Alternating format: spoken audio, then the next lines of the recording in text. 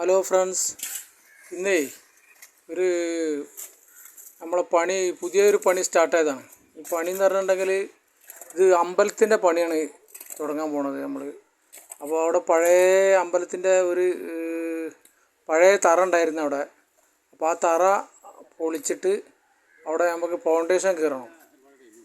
Foundation എന്ന് പറഞ്ഞാൽ നമുക്ക് ഫൗണ്ടേഷൻ കംപ്ലീറ്റ് നമ്മൾ സ്ക്വയറാക്കിയിട്ട് ഫുള്ള് മണ്ണ് എടുക്കും. നമുക്ക് വാടാക്കിയിട്ട് ചെറിയ 2 അടി വീതിയിലല്ല കയറണം, മൊത്തം മണ്ണ് നമ്മൾ എടുത്ത് ഒഴിവാക്കാനുള്ളതാണ്. അതാ കണ്ടില്ലേ, ഇതേമാതിരി നമുക്ക് കംപ്ലീറ്റ് മണ്ണ് മൊത്തം എടുത്ത് ഒഴിവാക്കണം. ഇതിപ്പോൾ നമ്മളൊരു 2-2.5 അടിയായി 3 അടീൻ്റെ അടുത്ത് ആഴമായിട്ടുള്ളൂ.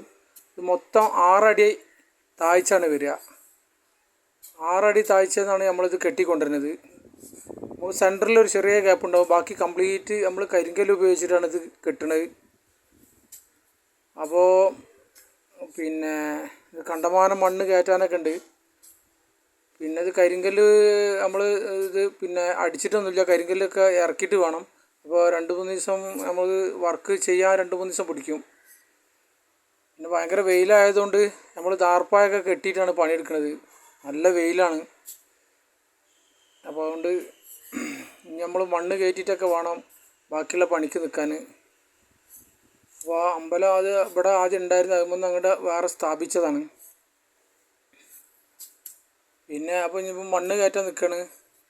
പിന്നെ കല്ലൊക്കെ വന്നിട്ട് വേണം, അത് ഒരാഴ്ചൻ്റെ അടുത്തായിട്ട് പിടിക്കും നമുക്ക് ബാക്കി പണി വരാൻ. അപ്പോൾ കംപ്ലീറ്റ് ഫിനിഷായ രംഗാണ്. കംപ്ലീറ്റ് നമ്മൾ മണ്ണെടുത്ത് ഫുള്ള് ഫിനിഷാക്കി നിർത്തിയിട്ടുണ്ട്.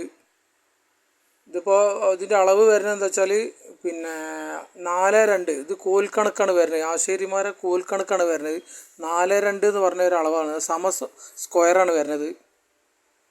അപ്പോൾ ഞാൻ അടുത്ത പണി പിന്നെ വീണ്ടും തുടങ്ങും. അപ്പോൾ വീഡിയോ കണ്ടിട്ട് എല്ലാവരും ഇഷ്ടപ്പെട്ടാൽ സബ്സ്ക്രൈബ് ചെയ്യുക, പിന്നെ ഷെയർ ചെയ്യുക, ലൈക്ക് ചെയ്യുക.